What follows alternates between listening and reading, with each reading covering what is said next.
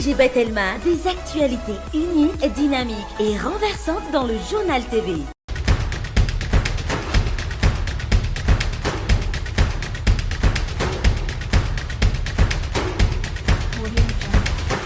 Noltranao ny fampalalam-baovao. INA, plus raffiné que jamais. ITA, huilerie industrielle de Tamata, Isacham Telsulouariv, vous présente Passez de joyeuses fêtes avec Batimax.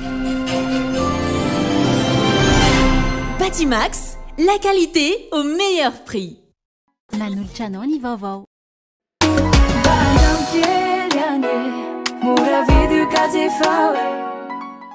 Noltranao ny vaovao.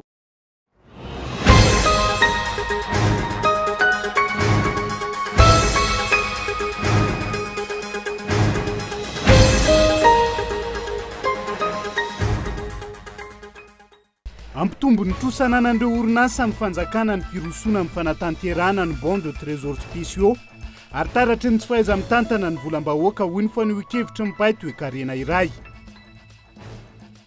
Manamboninahitra misy 520 teo anivo ny foloalindahy malagasy noho ny sitraka fampiakarana lahara amboninahitra sy ny tolorany filoha amin'ny pirenena faneva tamin'ity androany ity. Nandritra izany no nanambaran'ny filoha fa ho tonga ny tapaky ny volana janoary ho avy izao nangidy bivaovao Airbus A330. Hiemitra hatramin'ny faha 1 janoary taona 2022 ny fanavaozana tanteraka ny lisam-pividianana amin'ny alalan'ny fanisany ireo mpifidy isan'ny tokantrano raha ny didim-panjakana nivoaka omaly. Anton'izany ny fahatarana teo amin'ny fanombohana ny asa fanisana tamin'ireo faritra maro hoy ny teo anivon'ny CENI. Mandidina ny 9 ariary isan-kerinandro farafahakeliny ny sandan'ny fanaovana ny dialyzy eto mitsabo ny aretin'ny voa. Anton'izany falafosan'ny fitaovana ampiasaina io ihany koa ny tsy fisian'ny toeram-pitsaboana manao ny transplantation renale eto an-toerana. Any ivelany nomelohan'ny Rosia ny fanohanana na izany ny vantana na ankolaka na mpanantenainy Etazonia ny Ukraine nandritra ny fijidian'ny filoha Ukrainiana Volodymyr Zelensky tany Washington. Tsy misy ny fahavononana ihany any Rosia manoloana ny zava-misy amin'izao fotoana hoy ny mpitondra teny fiadidinan'ny Repoblika Rosiana ny Antsiprian'izay.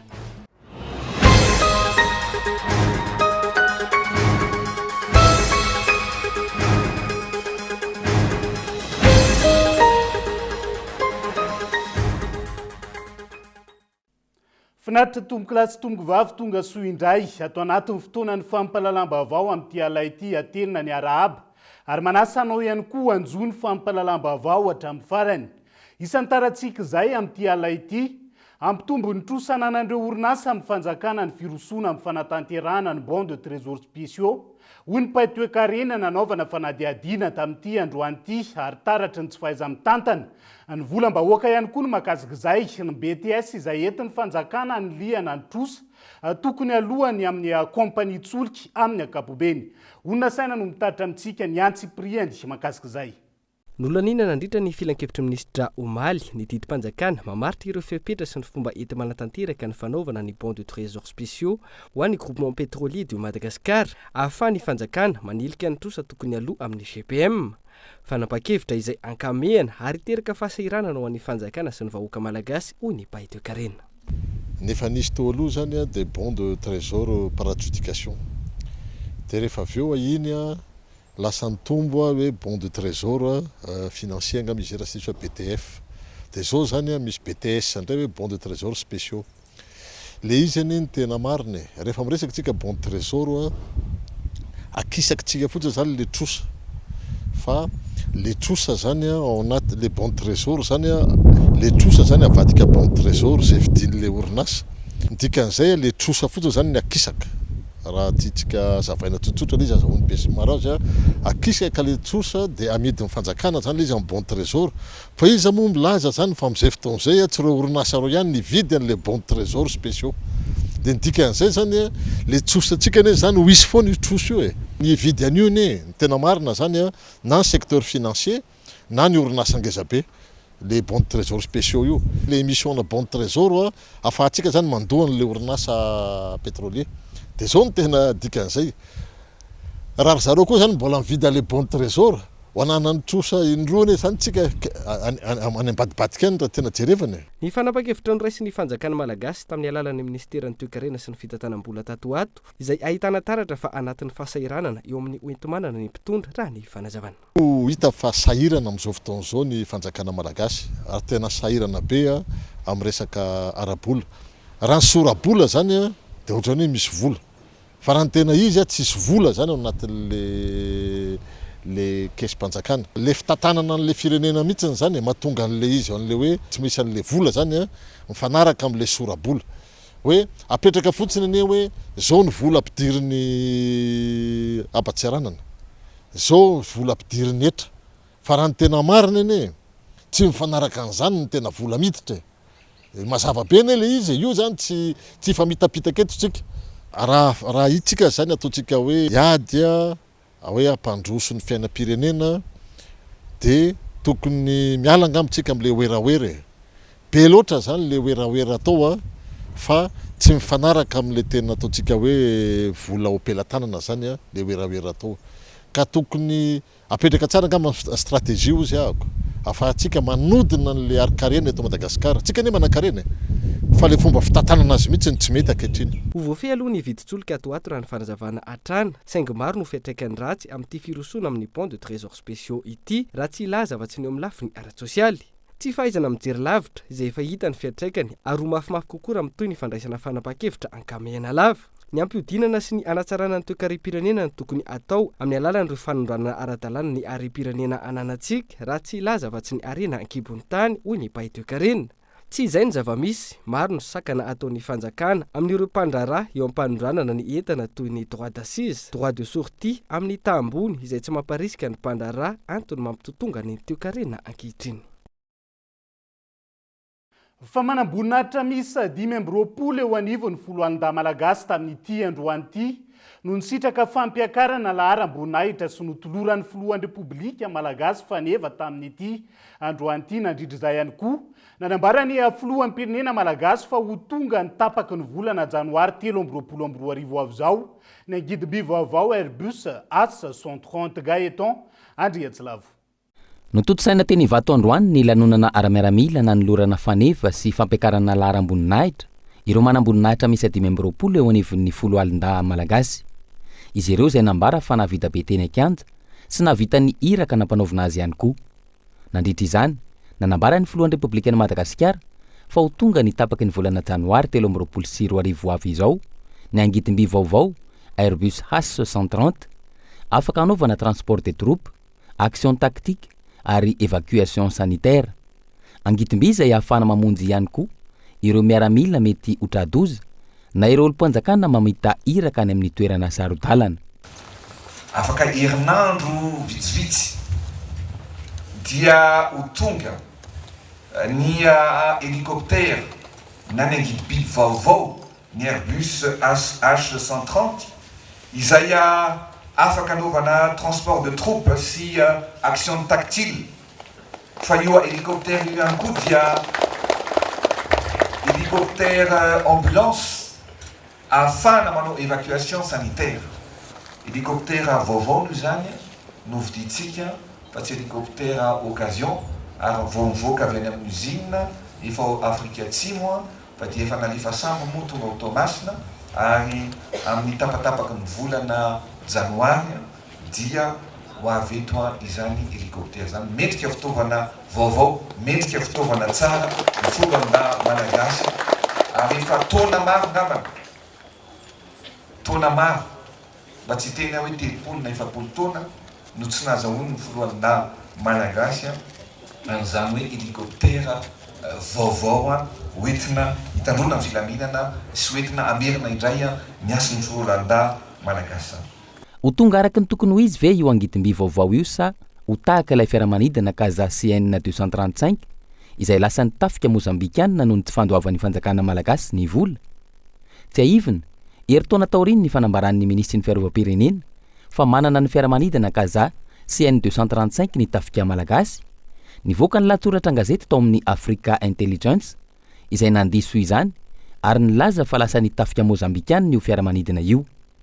Raha ny fanazavana hatrany, ny Sofema no nifanaraka tamin'ny fanjakana malagasy ny taona 2024 fa ho vidintsika ilay fiaramanidina saingy tsy voaloha araka ny fifanarahana ny vidin'izany ka nahatonga ny orinasa Paramount ifanaraka tamin'ny Sofema izay nanome izany ho an'ny tafika mozambikanina. Ankehitriny eo ambany fahefan'ny tafika mozambikanina FADM ny fiaramanidina Gaza CN 235. Raha ny fanazavany ministry ny fiarovam-pirenena ny 17 septambra 2024 efa voalohan'ny fanjakana malagasy ny ampahany betsaka tamin'ilay fiaramanidina ary noho ny antony teknika ny tsy nahatonga izany teto an-toerana.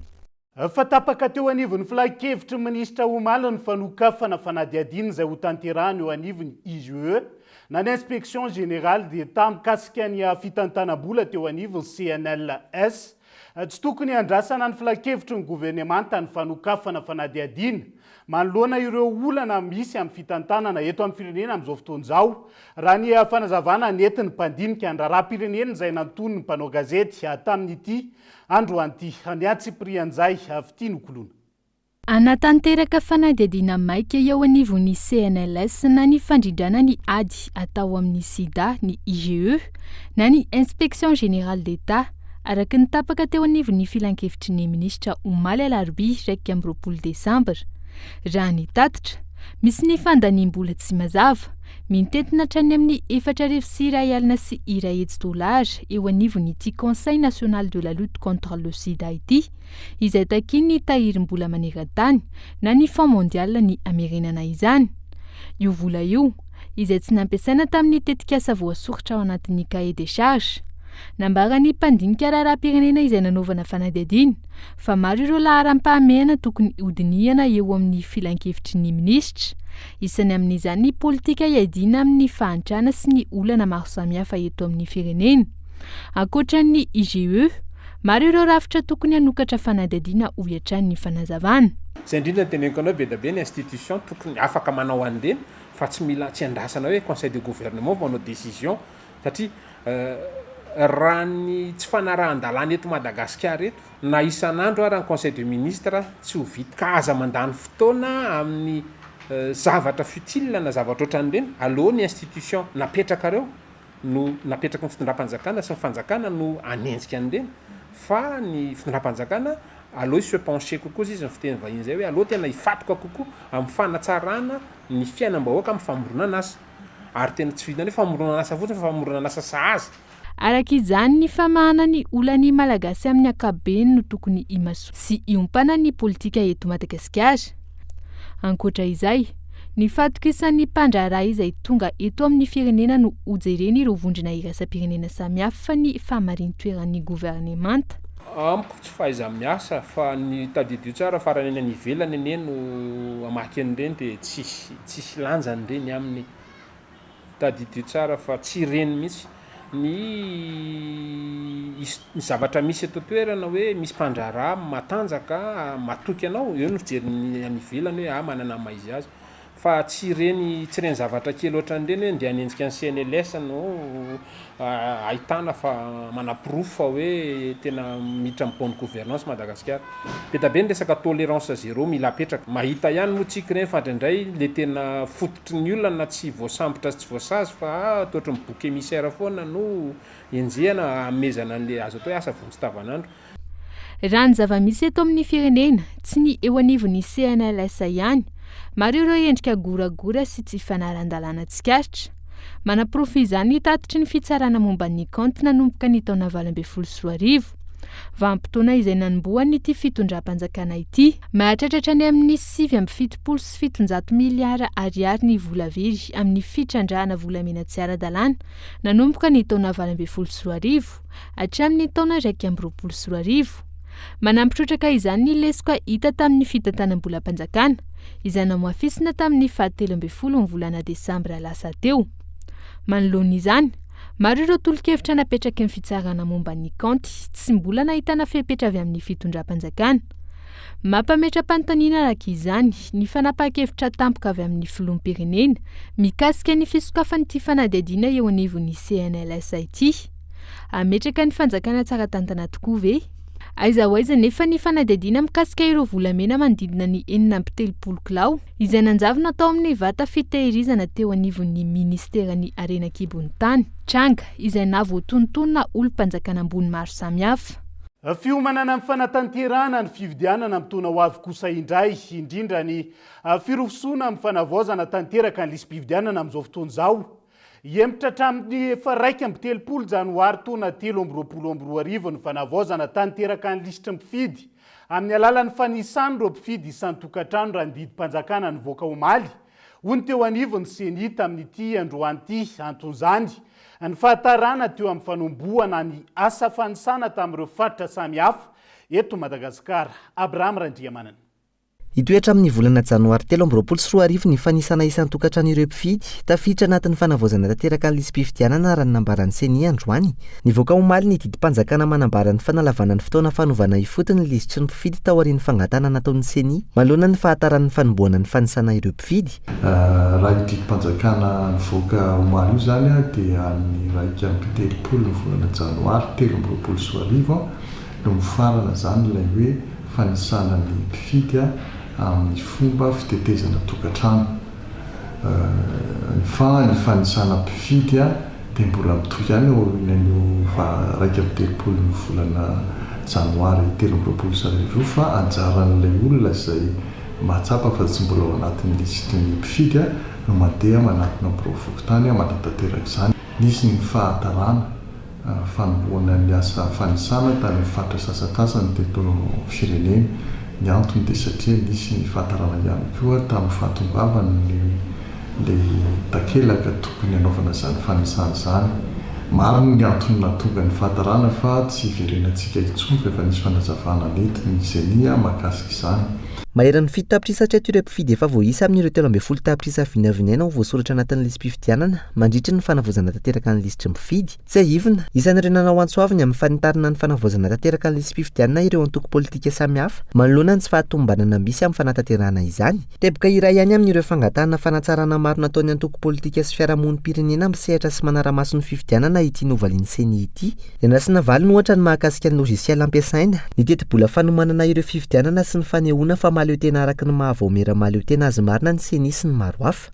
Fa efa nampozina ny fanapahana navoaka ny fitsarana avy momba lalam-pandrenina hoy ny solombavam-bahoaka sy ny mpanao politika momba ny taratasy napetraky ny Haut Conseil pour la défense de la démocratie et de l'état de droit tamin'ny raharaha fitsipaham-pitokisana nataon'ny solombavam-bahoaka sy ny fitsabahan'ny filohan'ny pirenena ny fahefana mpanao lalàna. Inona fa ho maro ny fitoriana lazaina fa azo raisina fa tsy mitombona amin'ireo fividianana ho avy raha ny faneho-kevitra izy ireo hatrany. Andao arahantsika ny fanampanazavana mahakasika izay. Tahaka ny mahazatra ny fanapahana navoaka ny fitsarana avy momba ny lalam-panorenana hoy ny solombavam-bahoaka androany. Ny HCC izay nilaza fa tsy azo raisina ilay taratasy napetraky ny HCDDED izay nakanevitra ity fitsarana ity tamin'ny raharaha fitsipaham-pitokisana nataon'ny solombavam-bahoaka herinandro vitsilasa izay sy ny fitsabahana nataon'ny filohan'ny republika amin'ny raharaha ny fahefanam-panao lalàna. Fanapahana izay tsy nijerena ny fond raha ny fanazavana. Voalohany indrindra aloha atao angambany tsy mahagaga ary mba tsy lazany hoe fanapoizina dia ny forme no nijerevana fa tsy ny fond. Rehefa forme zany jerevantsika tsisy mihitsy le filazana le tena hoe le tranga tena nisy fandikanana tsy fandikanana ny lalam-panorenana. Nefa zareo ny azontsika lazaina raha amiko ka ohatra atao fomba filaza tsotsotra zany dia hoe zareo no mpiambina gardien io lalam-panorenana io fanajana io lalam-panorenana io. Dikan'izay zay zany dia juridisme ty amin'ny forme foana no ametrahana an'le izy dia tsy hojerevana le tena tranga sy le tena votoatin-javatra. Dia ahoana moa zany tsika eto Madagasikara ny tena ananantsika toko hoe tena misy marina ny fijerevana sy fiambenana ny fanajana ny lalam-panorenana io. Ohatran'ny samy afaka manao izay tiany atao ihany zany satria rehefa misy ny mametraka fitarainana na misy mampaneno lakolosy dia lazaina hoe tsy azo raisina. Raha iverenana ny fanapahana no raisina fitsarana avy momba ny lalam-panorenana, tsy isan'ireo voarakitra ao anatin'ireo afaka mangataka ny hevitry ny HCC araky ny voarakitra ao anatin'ny 570 ny lalam-panorenana ny anivon'ny HCDDED ary mijanona ho rafitra tsotra araky ny voalaza lalam-panorenana araky ny hita amin'ny 770. mampametra-panontaniana ny tena fahaleovantenan'ity fitsarana ity indrindra amin'izao fotoana manakaiky fifidianana izao ho ny mpanao politika azo tamin'ny antso Antarby. Ny zavatra zao dia hita zany fa mazava ankehitriny fa dia mbola baiko ny fahazakana riky ny HCC dia mampatahotra ilay izy zany mampieritreritra be misy amin'izay fifidanana zay zavatra ho atao magnaraka eo satria marina no efa fanatenana indrany regny le tena fanieritseritra olo fa tsy mesagny foana sy fandrindra opinion fa ahodikodina zana zany le interprétation ny constitution dia ahoana moa zany mitokisany HCC sono zao ankehitriny amin'ny zavatra ohatran'ireny le interprétation ny constitution zany no tena manahirana zany. Tsy mbola nisy ny fifampiresahana teo amin'ny samy solombavim-bahoaka taorian'ity fanapahana ity ny faneho-kevitra ny solombavim-bahoaka nanontaniana androany ka ho hita eo ny toy ny raharaha andrasana ihany koa ny mety ho faneho-kevitry ny HCDDED. Anohizantsika ny fampalalam-baovao amin'ity ala ity dia ampitombo ny tany fahantrano ireo mpiasa malagasy ny tsy fitazonana ny karama farany ambany ho 5,3 hetsy ariary raha ny fanambarana netiny teo anivo ny fisema mila dinihana sy ahitsy araka izany ihany koa ny classification professionnelle sy ny famaritana io karama farany ambany io manomboka ny volana janoary taona 3/20 raha ny fanazavana trany ny atsiprian'izay tateriny Daniela Mino Arso. Hatramin'ny azonany fahaleovan-tena tsy mbola nisy teto amin'ny tany sy ny firenena izany fampidinana na fidinany karama farany ambany izany raha ny fanambarana nataon'ny firaisan'ny sendikaly mpiasa eto Madagasikara na ny fisema ny fampiarana ilay karama farany ambany ho 5,3 hetsy eto amintsika izay hitsatra amin'ity taon'ity araka ny didim-panjakana laharana 2022 tsipika 920 sy 900 sy ny didim-pitondrana laharana 570 sy 574 bara 2022 malohan'izany ahina ampitombo ny tapatra ny mpiasa malagasy ny tsy fitazomana io karama farany ambany io ho 5,3 hetsy ariary amin'ny taona manaraka raha ny fanazavana. Aminay zany aloha dia hoe hatramin'izay nisy ny fahaleovan-tena ka hatramin'izao dia tsy nisy zany fampidinana na ny fidinan'ny karama farany ambany izay teto amin'ity firenena ity. Iverinay zany fa tokony ho an-tsainy ny mpitondra fanjakana hoe hiteraka olana izany hoe karama efa niraisiny izany ka hoe hidina indray sady tsekilany vao mainka me manahirana ny fiainana amin'izao fotoana izao. Raha tamin'izany fotoana izany ny filoana atsapa fa hoe noho ny fasiarana na ny antony ndraisan'ny fitondram-panjakana ny fampiakarana karama dia amin'izao fotoana izao efa mitombo sahady aza ny fasiaranana sy ny fahavoazam-piasa amin'ny ankapobeny dia mbola ho ampiana fiainan'ny karama indray. Izay zany anisan'ny zavatra hoe tena isarena ny fitondram-panjakana amin'izao fotoana izao indrindra ny filohan'ny repoblika. Ankilany miteraka disadisa eo amin'ny sampiasa ny fitovian'ny karama farany ambany ho 5,3 hetsy ariary noho ny fahaiza manao sy ny traikefa tsy mitovy miankina amin'ny sokajinasa raha ny fanazavana hatrany anatrehan'izany mila dinihana sy ahitsy ny classification professionnelle sy ny famaritana izany karama farany ambany izany manomboka ny volana janoary 2022 avy izao. Fa tontosa tamin'ity androan'ity teny Akorondrano ny fanolorana ny loka ho an'ireo tsara vita na ka voasarika tamin'ny lalao no karakarainy ny Access Bank Madagasikara. Tany mirefy 700 metatra tora-drolo loka voalohany tamin'izany hetsika izay natao hanomezana fankasitrahana ny mpanjifa hoy ny tompona andraikitra teo anivon'ny Access Bank Madagasikara tamin'ity androan'ity olona sainy. Natolotra tamin'ny fomba ofisialy androany ny loka ho an'ireo tsara vitana tamin'ny lalao fisarihana niarahana tamin'ny Access Bank. Azo nisy evasora ny tombo ny loka voalohany tamin'izany izay tany mirefy 700 metatra tora-dro eto Antananarivo. Ny tenany izay monina ny mahajanga ka izao nahazo tany eto an-drenivohitra izao. Raha tsy arakaraka ny eritrereto faly be tena faly be manana tany ipetrahana afaka mipetraka aty koa le tany malalaka nahazo fahasoavana boaka amin'ny Access Bank nahazo tombotsoa boaka amin'ny Access Bank tena faly be. Tsy haiko mihitsy na za tena tsy nahay hoe misy an'io raha tombola io fa zareo efa niantso anahy teny hoe ianao izy nahazo loko ohatran'izao zay za vao taitra dia nanatona tamin'ny bureau na ny tany confirmer anazy hoe niantso anahy ohatran'izao satria tsy nino zao dia hoe olona ohatran'izay dia nandeha dia tena tao vao niteny zareo hoe tena misy le izy teo moa dia faly hatramin'izao dia tena mbola faly. Za zao vao tamin'ny heritaona mois de juillet zany nanomboka niara-niasa tamin'ny zareo. Natao ho fankasitrahana ireo mpanjifa ity lalao ity ho neta lay jeneraly ny Access Bank Madagasikara ary ito ny asa ho fanomezana fahafaham-po ny rehetra. Aujourd'hui Access Bank Madagascar manodidina ny 3 alina sy 4 hetsy ankehitriny nisan'ny mpanjifan'ny accès banque Madagasikara ary 7 sy 5 alina amin'ireo no efa nisitraka fampindramam-bola. Ampafantariko anareo fa isan'andro manodidina ny 900 isan'ny fangatahana voarainay olona mangataka fampindramam-bola. Raha atao ny kady tsotsotra araka izany mahatratra 1,2 alina eo reo antotantaratasy momba izay voarainay isam-bolana. Noho izany tena vitana ho an'ireto ny tolorana loka androany ireto satria ao anatin'ny 7 volana 7 sy 7 alina ireo taratasy voaray ka tamin'ireo no nisarihana reto olona inona ireto ary mamerina ny fiarabana azy ireo amin'izao fa 15 taona ny accès banque Madagasikara izao. C'est le 15e anniversaire d'Accès Banque Madagascar. Teo ambany fanaraha-mason'ny police des jeux ity lalao no karakaray ny accès banque Madagascar ity no tanterahana androany ihany koa ny fanoratana ny tany mirefy 300 metatra toradroa ho an'ny tsara vintana.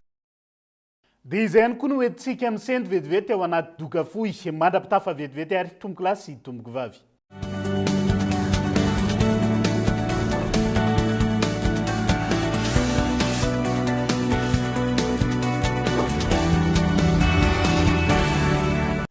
Ina dia vita amin'ny soja voafantina mba hampatsiro ireo karazan-tsakafo karakarainao.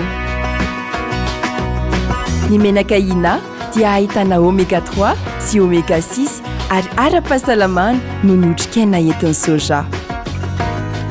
Ina ilay menaka manome tsirony nahandronao isan'andro.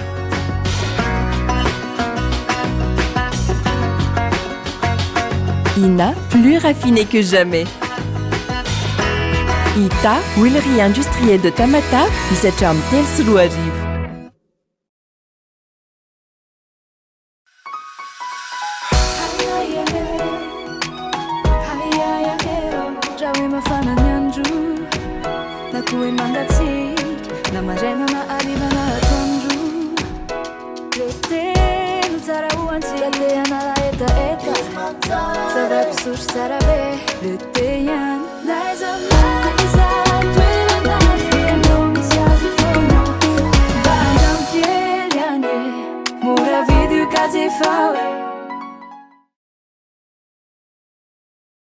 Pour les fêtes, Batimax amène la magie chez vous.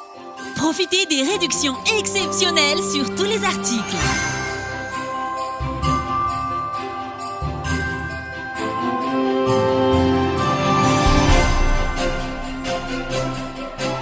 Offre valable jusqu'au 15 janvier. Passez de joyeuses fêtes avec Batimax. Batimax, la qualité au meilleur prix. T'as téléfibré? Voilà un vrai cadeau de Noël. En ce moment, abonne-toi à la fibre. Telma t'offre la box Telma TV, plus 3 mois d'abonnement à tes chaînes préférées en top qualité. Ça, c'est Dual Play. C'est à partir de 149 milliards TTC par mois. Rends-toi en Telma Shop. Telma, sa fidque numéro 1 malagasy. Dia taritra ny kely nampiasaiko satria ny hitako hoe mitazona ny endrika ilay karaotriny vaovao foana, mitahiry ny lokony, manamora ny fanatsorany. Ny kely vitre no ampiasaiko. Ny tena itiavako azy manitra izy, manala tasy, sady tsy mamela trasy. Hitanareo amin'izao e. Nickel, mpanjaka ny fahadiovana. Donc Père Noël. Dada be Noël. Ah, Père Noël, plan épargne de retraite vaovao amin'ny Société Générale ho an'ny rehetra tsotra kokoa mifanaraka amin'ny fahefanao. Ny tena goavana. Cagnotte lehibe 40 millions ariary no ifampizarana hatramin'ny 1 amin'ny 3 janoary mametra 100 000 ariary no mihoatra dia mandra anjara amin'ny fisarihana ka mety ampitombona avy roa ny petrabola nataonao ny 3 décembre sy 3 févroary ny fisarihana. C'est ça Père Noël. C'est vous l'avenir. Société Générale Madagascar. Alors, on s'est mis à la course ? Sur l'Apple Watch aussi, il y a du nouveau.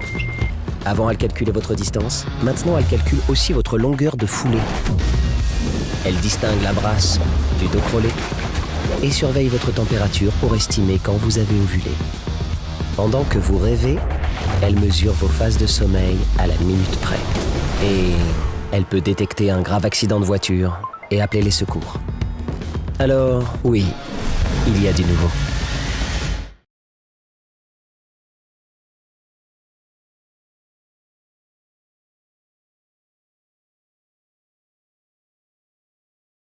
Tonga Père Noël. Dada be Noely. Père Noël le plan épargne retraite vaovao any Société Générale ho an'ny rehetra tsotra kokoa mifanaraka amin'ny fahefanao ny tena goavana cagnotte lehibe 40 millions ariary no ifampizarana hatramin'ny raika amin'ny 3 janoary mametra 100 000 ariary no mihoatra dia mandresanjara amin'ny fisarihana ka mety avy-tombony avy roa eny mipetrabolana ataonao ny 13 décembre sy 3 févroary ny fisarihana. C'est ça Père Noël. C'est vous l'avenir. Société Générale Madagascar.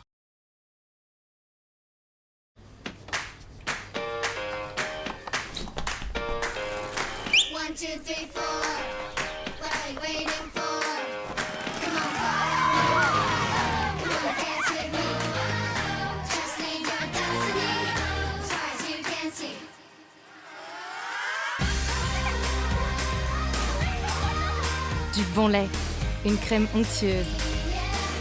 La vie, ça se dévore comme un kiri.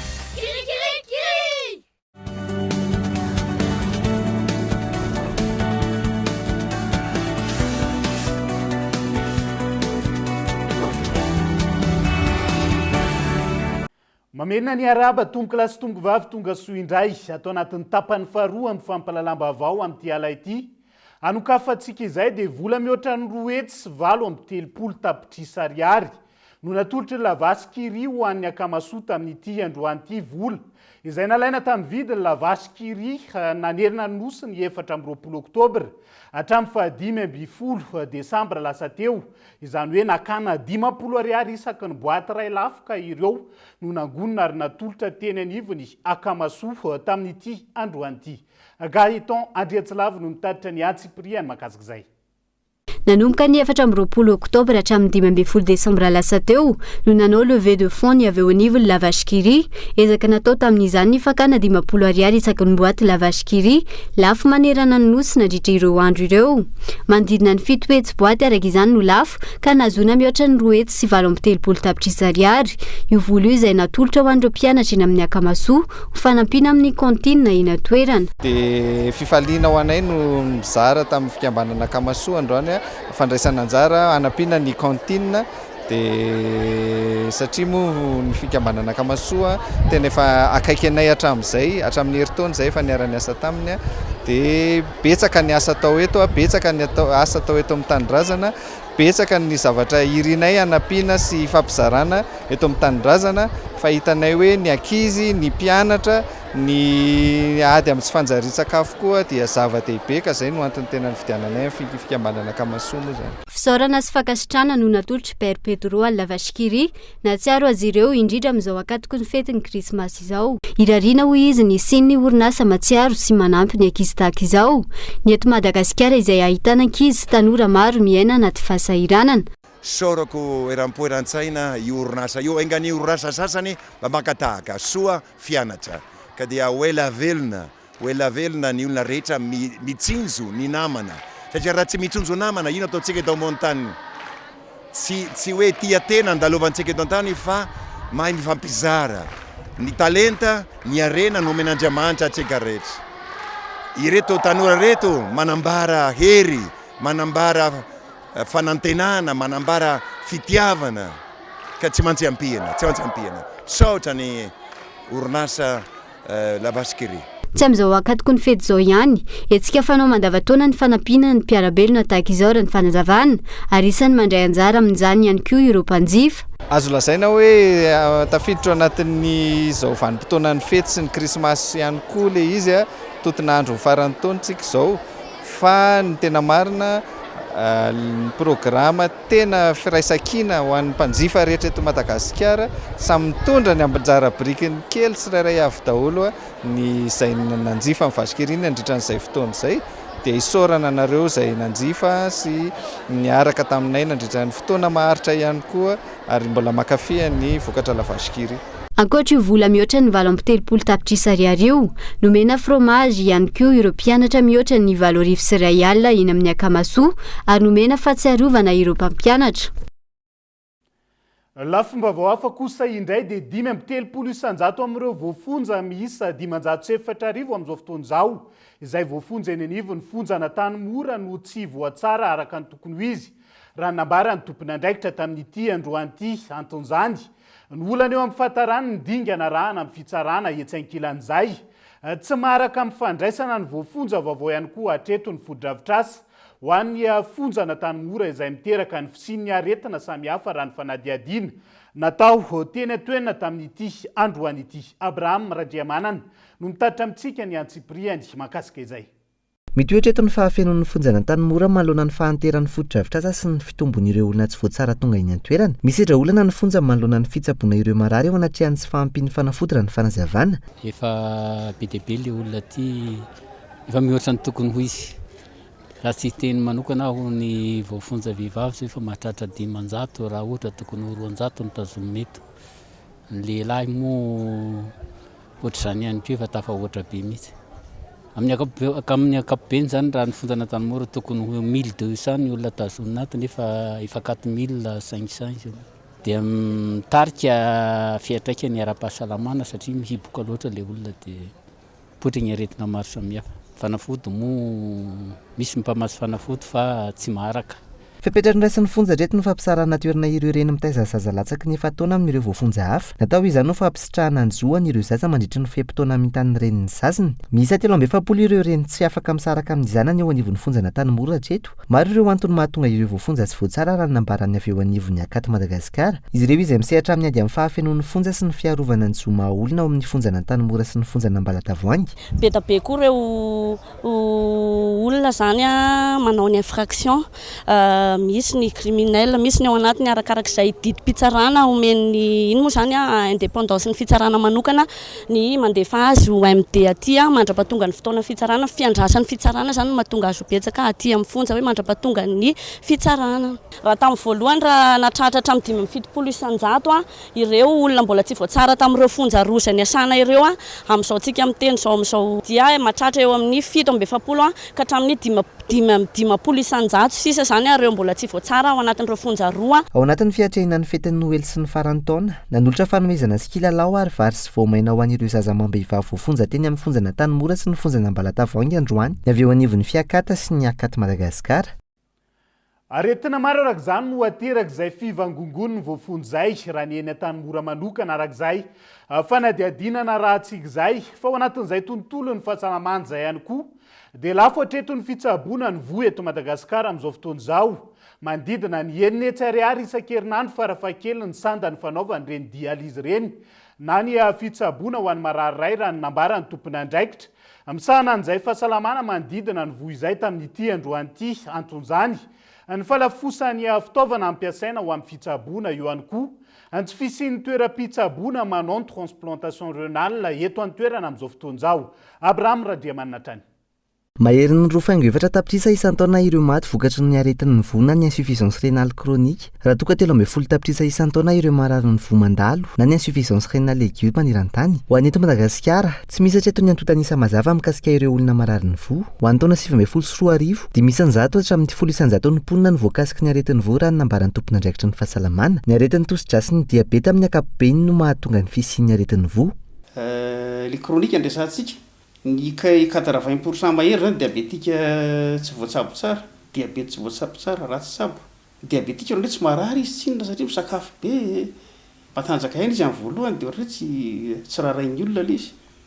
Dia efa simba ilay voa hita.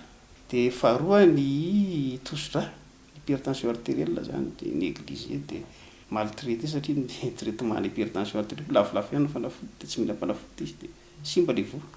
Lafatra eto ny saran'ny fitsaboana ny aretin'ny voa ny fanazavana, ny fahalafosana fitaovana ampiasaina sy ny tsy fisian'ny toeram-pitsaboana ahafahana mamindra voa no anton'izany. Traitement de suppléance zany dia mizara roa, na dialyse à vie na transplantation ho an'ny insuffisance rénale chronique zany zay. Dia misy karazany roa zany marary atao dialyse. Misy le tsy fahatombana voa mandalo na le hoe insuffisance rénale aiguë reny sitrana. Mety atao any amin'ny 8 séances farafahabetsany dia sitrana izy. Fa le chronique à vie koa ny première séance na dialyse na insuffisance rénale aiguë mahatratra any amin'ny 10 mihetsy ihany. Fa ny chronique sarotra be satria à vie dia tena tsy vita. Eo amin'ny par semaine zany mandany eo amin'ny enle tsy ariary farafahakeliny manoloan'io nanolotra fitaovana fampiasa amin'ny fanaovana dialyse ho an'teo anivon'ny service de réanimation néphrologie CHUGR androany avy ao anivon'ny fondation Akbaralisy ny fikambanana tsara natao izany ho fanampiana ireo marary ny voa eto Madagasikara etsy ankilany raha iverenana tapaka nandritry ny filan-kevitry ny ministra ny 9 oktobra 2024 ny fametrahana ny centre de transplantation rénale na ny ivitoerana famindrana voa ny etsy amin'ny hopitaly Andotapenaka eto anaty aoriana tsy misy hatreto ny fanaovana ny transplantation rénale eto Madagasikara ny famindrana voa izay mahatratra amin'ny $1,000,000,000 ho an'ny fitsaboana ny ivelany. Ao anatin'ny fiomanana amin'ny fiatrehana ny fetin'ny Noely sy ny farantaona kosa indray dia nosokafan'ny filohan'ny pirenena tamin'ny fomba ofisialy omaly ny fankalazana ny fetin'ny Noely. Teny Antaninarenina izay nanombohana ny fandravahana jiro azon'ny rehetra jerena nosokafana omaly afaka hojidian'olon-drehetra ihany koa tao anatin'izay.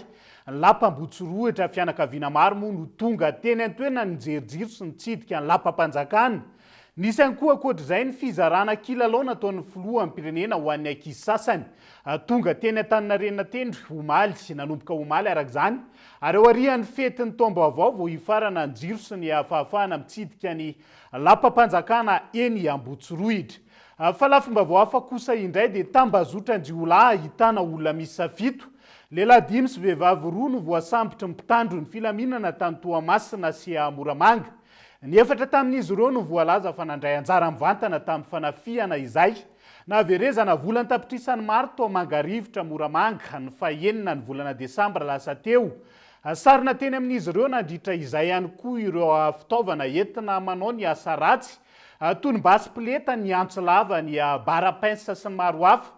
Omaly moa no natolotra ny fampanoavana tao Moramanga ireto jiolahy ireto ka nahitra mponja vonjimaika. Andao arahantsika ny fanampanazavana mahakasika izay. Raha ny zavamisy dia ny 5 Desambra ifony 9 Desambra zany tany amin'ny Sasakalina tany no misy ny fanafiana tokantrano roa tesy Mangarivotra atao anatin'ny commune sy districtny Moramanga.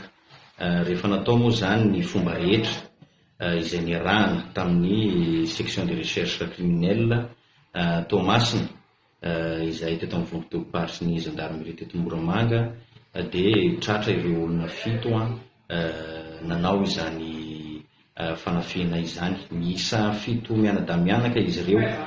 Ny efatra amin'ireo moa zany dia nandray anjara mivantana tao anatin'le fanafiana ary misy ihany koa moa zany ao anatin'io ny amin'ny fomba fitentsika hoe pimasy. Raha ny natratrarana anazy ny sasany tamin'ireo tratra tany Toamasina ary ny akamarony kosa dia teto Moramanga. Dia izay ihany koa no hoentsika miampita ao anatin'ny maresaka iraisan'ny pirenena amin'ity ala ity. Nomelohan'ny Rosia ny fanohanana na izany mivantana na ankolaka nampanantenain'ny Etazonia. Any Ukraine nandritra ny fitsidihan'ny filoha Ukrainiana Volodymyr Zelensky tany Washington na omaly. Tsy misy ny fahavononana iaino any Rosia manoloana ny zavamisy amin'izao fotoana izao. Ary tsy hita taratra ihany koa ny fahavononana Etazonia sy Ukraine.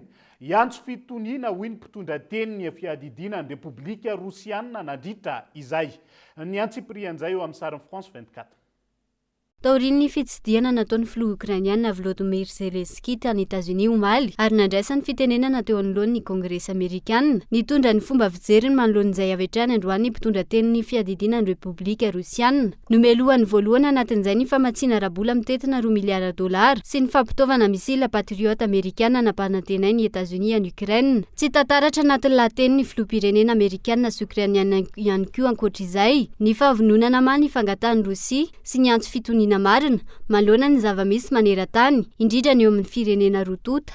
Dia izay ihany koa no entina mamanina ny fampahalalam-baovao amin'ity ala ity. Naiza misy ianao ankasitrahany ianao nanjo ny fampahalalam-baovao hatramin'ny farany mandrapitafa ho amin'ny raha-pitsondray ary tomboko lahy sy tomboko vavy.